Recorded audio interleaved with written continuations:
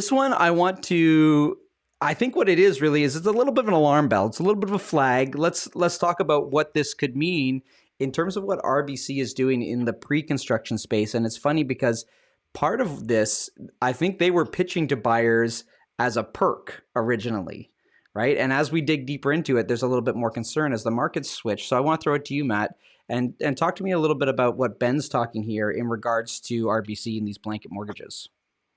Yeah, so blanket mortgages are not anything new. They've been around for quite some time. Typically, they were used in the detached market where someone was going to move into the property in the next year or two. They could go in and say, we'll approve you for this price, we'll guarantee your mortgage, everything like that.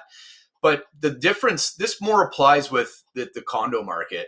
And you'll typically buy a place in maybe 5 or 6 years, it'll be finished. Well, you can't really do a blanket loan, 6 years down the road. So it's starting to come up that it seems like, especially potentially Royal Bank is giving out blanket loans on properties. So there was an article that came out with, from the Globe and Mail. So this one's Toronto buyer left in lurch, is pre-construction condo now worth less. So he bought the property for 2.2 or 2.4 million dollars, and he went to a different lender and they assessed the property at 1.6 million dollars. So he went back to the builder and said, this place is only worth 1.6 million dollars. You got to do something about this. And the builder went back to him and said, don't worry, just go to RBC. They will give you your mortgage for the 2.2 or 2.4 million dollars. Don't worry about it. And he's like, screw that. I don't want to take on a mortgage at 2.2 when it's only worth 1.6. So he ended up not going through with it.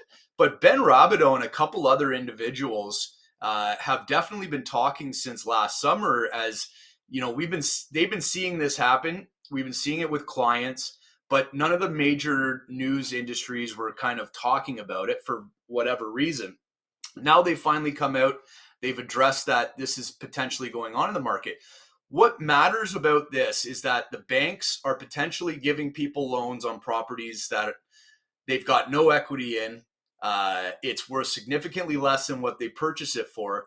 They're packaging that up into a mortgage-backed security, and they're putting the risk on the CMHC, which is taxpayer funded and a taxpayer funded entity. So we don't know how deep of an issue this is, but we do know that there is plenty of condos that were purchased during the pandemic that aren't appraising anywhere close to what they purchased. So how are these buildings as wholes closing if individuals have to come up with all this extra down payment that they weren't planning on having? I don't know if we're seeing a seismic issue on the MLS. We're seeing, yes, active listings up, but you would think by now we would start to see whole buildings just flooding the market. And we're not seeing that because maybe the banks are bailing them out. Maybe it's the government bailing out these condo investors potentially. Yeah, so I think it to break it down in two sections, it's no matter what, it's not great for a condo buyer that now is looking to close on something they purchased a few years ago and it's not at value. Like that is horrible. That's a tough spot to be in. At the end of the day, these blanket mortgages are allowing them to close, though they're severely underwater in terms of what the value is. But the risk that we're talking about here is how is this getting now passed on if we've got all of these condos that now have these blanket mortgages that are closing, are able to close, which is great.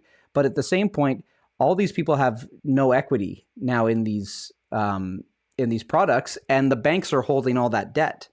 And then, like you said, if they're passing it on to CMHC, there's the concern. So I think it's something that we continue to watch, but I think that this is just another kind of nail there in terms of like, hey, the condo market, there's some serious challenges going on right now, specifically because of where pre-construction pricing was.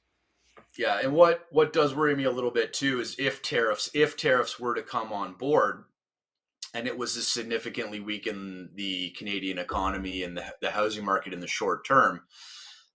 If this is what's already happening, how much worse could it potentially get? Because we still have a very large portion of condos being completed later this year.